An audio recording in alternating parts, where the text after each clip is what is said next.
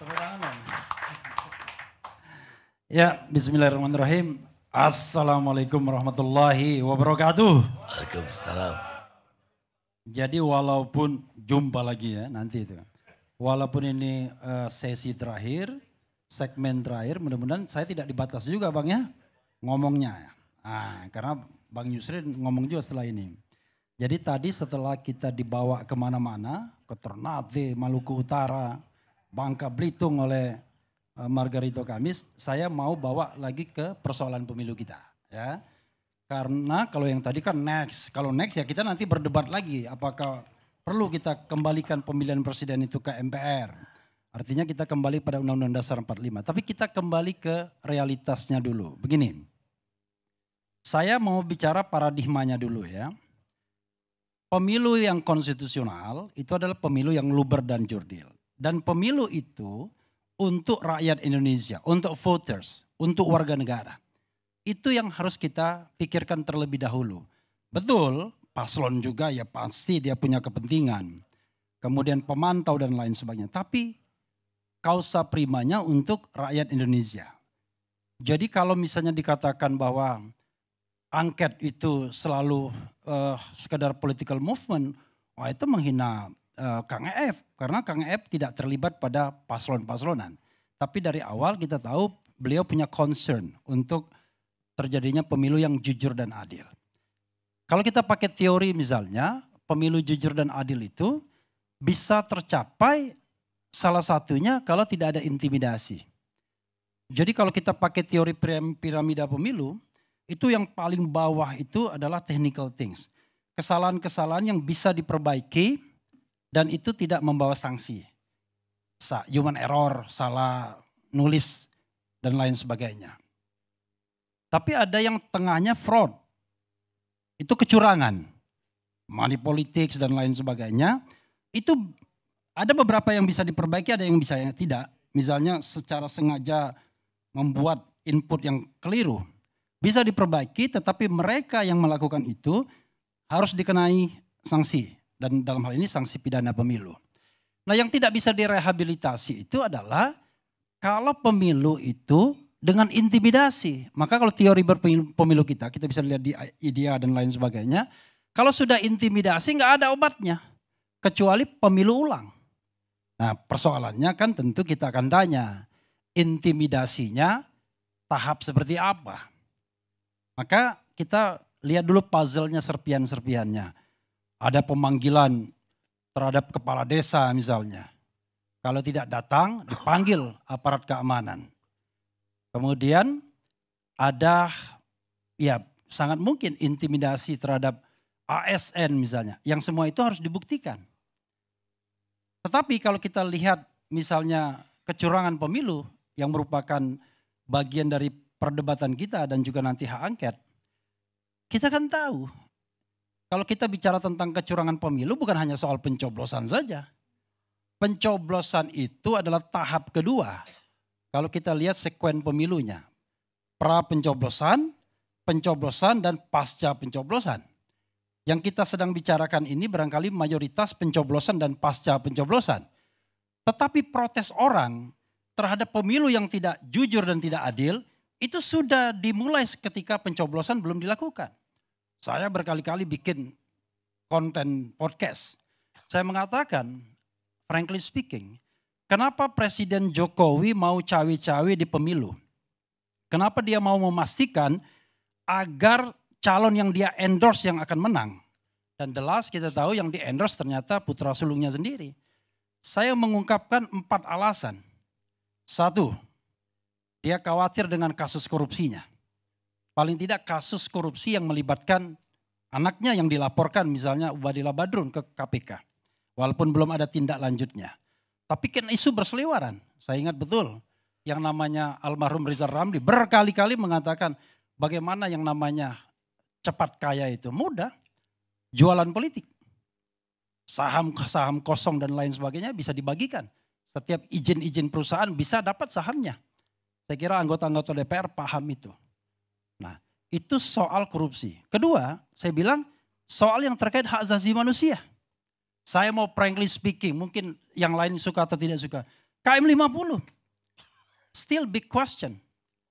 Jelas sekali pelanggaran hak asasi manusianya. Tapi negara abai untuk to protect, to fulfill human right. Lalu apa lagi? Dia memastikan yang namanya political dynasty. Presiden Jokowi tidak mau kalau dinasti politiknya kemudian tumbang satu demi satu, terhenti. Hati-hati dengan partai yang sekarang mungkin bisa menjadi pemenang nomor 1 atau nomor 2. Saya dengar sudah ada konspirasi untuk kemudian menumbangkan ketua umumnya. Kita lihat nanti. Katanya itu dari internal dan sahih. Saya tidak mau menyebutkan partainya. Tapi nanti dalam waktu dekat akan ada kongres luar biasa dan lain sebagainya untuk bagaimana menguasai partai politik. Dalam hal tadi, kelanjutan rezim. Nah yang keempat saya bilang alasannya adalah ada proyek-proyek, ada legacy dari pemerintahan Presiden Jokowi yang belum selesai. Yang harus dipastikan keberlanjutannya. Pertanyaannya kenapa? Kan kita bisa berimajinasi. Kalau ada proyek IKN yang jumlahnya lebih dari 500 triliun. Kira-kira siapa yang mendapatkan proyek-proyek tersebut? Siapa yang kemudian memiliki kepentingan terhadap proyek yang begitu besar tersebut? Makanya kemudian harus dilanjutkan proyek tersebut. Nah, isu mengenai keberlanjutan ini sudah dimulai oleh teman saya namanya Muhammad Qodari. Sayangnya dia tidak ada di sini. Dia lemparkan yang namanya Jokpro, Jokowi Prabowo.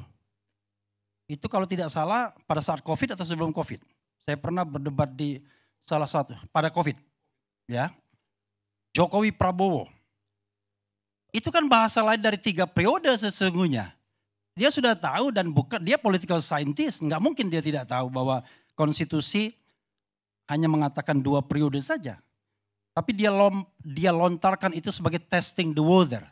Dan akhirnya dikonkretisasi beberapa menteri dengan jelas soal 3 periode. Untungnya ada ketua umum partai beliau yang kemudian menghadang keinginan untuk 3 periode tersebut. Kalau seandainya tidak dihadang oleh ketua umum PDIP, jadi itu barang. Mudah mengubah konstitusi, kan tinggal kesepakatan elit saja.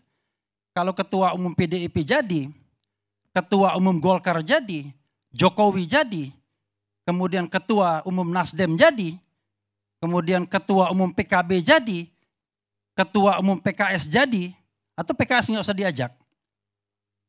Selesai. Dan tidak perlu dengan ketua umum Partai Bulan Bintang. Terlalu kecil soalnya. Iya kan jadi. Tapi untung beliau bilang no karena taat pada konstitusi. Kemudian digeser lagi. Tidak 3 periode tapi perpanjangan masa jabatan. Gagal juga. Lagi-lagi Ibu Megawati gak setuju dan komponen society tentunya. Ya termasuk saya juga mengkritik. Ada bahasa lain dari perpanjangan masa jabatan, penundaan pemilu. Nggak jadi juga. Barangkali awalnya istana mulai putus asa. Waduh kalau begitu nanti legacy saya, IKN dan lain sebagainya nggak berlanjut ini. Maka kemudian puncaknya adalah putusan Paman Usman. Setelah, mohon maaf nih Dad, setelah Ganjar dan PDIP diombang-ambingkan. Ya, puzzle, ada apa teka-teki. Kira-kira Jokowi ini akan dukung siapa? Dukung Ganjar atau dukung Prabowo? Kena prank semua akhirnya. Ternyata dukung Prabowo, tambah Gibran lagi. Sudahlah kita tahu putusan 90 itu ya. Kalau kemudian kita pakai hulunya saja bahwa yang namanya putusan MK itu final and binding dan wajib dilaksanakan kan itu ujungnya. Tetapi pangkalnya kita tahu itu konspirasi. Pada tanggal 19 September rapat permusyawaratan hakim itu menolak semua permohonan yang terkait di bawah 40 tahun bisa nyalon. Itu tanggal 19 September.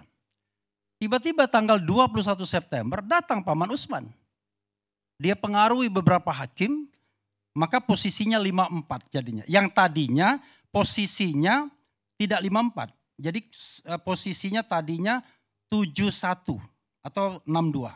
Karena Guntur Hamzah dari awal mengatakan kabul, kabul, kabul, dan kabul.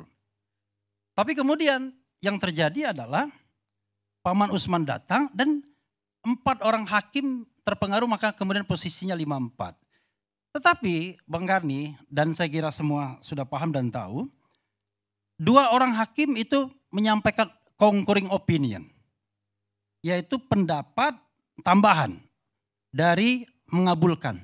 Tapi kalau kita baca concurring opinionnya, Eni Nurbaningsih dan Daniel Yusmik mengatakan yang bisa itu dia minta adalah gubernur saja. Baik sudah selesai menjabat maupun sedang menjabat.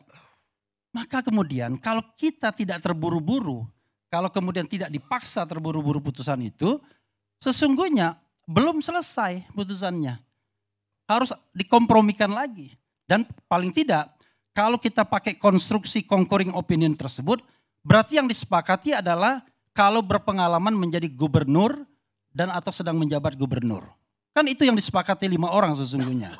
Tapi dipaksakan, makanya kemudian Hakim Konstitusi Wakil Ketua Saldi Isra merasa heran. Heran dengan 2 hal. MK kok cepat sekali berubahnya. Kedua, ini barang belum selesai, tiba-tiba sudah diputuskan. Nah, dari sana ya kawan-kawan semua, kita tahu akhirnya bahwa negara atau tadi Bang Yusril nggak mau bilang negara, karena negara itu ada pemerintah, ada warga negara, dan ada wilayah. Tapi penguasa itu akhirnya cawe-cawe dalam pemenangan proses berpemilu ini. Karena Gibran ada di sana. Sekarang kalau kita bisa misalnya bicara tentang pemilu yang jujur dan adil versi Indonesia atau versi negara lain, apa sih yang menyebabkan pemilu itu tidak jujur dan tidak adil dari sisi kualitatif? Kalau kuantitatif kan kita cuma bisa bicara soal salah hitung. Sehingga yang kita minta apa? Keyakinan dari Hakim Konstitusi, sebagaimana pernah dikatakan oleh Profesor Yusril Iza Mahendra, Bang Yusril, tahun 2014 ketika menjadi ahli buat Prabowo mengatakan, kalau ditemukan pelanggaran konstitusi, tidak tertutup kemungkinan hakim-hakim MK untuk membatalkan pemilu sebagaimana yang terjadi di Thailand. Saya ingat betul itu Bang Yusril. Bang Yusril juga yang ngomong di Twitter, ya, kalau pemilu curang, penjahat yang akan berkuasa. Bang Yusril juga ngomong, penjahat dan koruptor. Jadi maksud saya, udahlah kasihlah room kepada rakyat ini. Tidak semuanya orang itu berpikir jabatan, uang. Tidak semua. Banyak orang yang menggunakan hati nuraninya. Oke lah, kalau Anda terkait dengan paslon 01 dan 03, Anda mungkin bicara kepentingan. Paslon 01 berharap 2 putaran, 03 sama 2 putaran juga.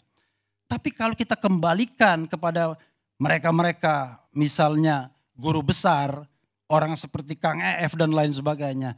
Banyak kok yang bicara tentang hati nurani. Banyak kok mau melihat bangsa ini lebih baik.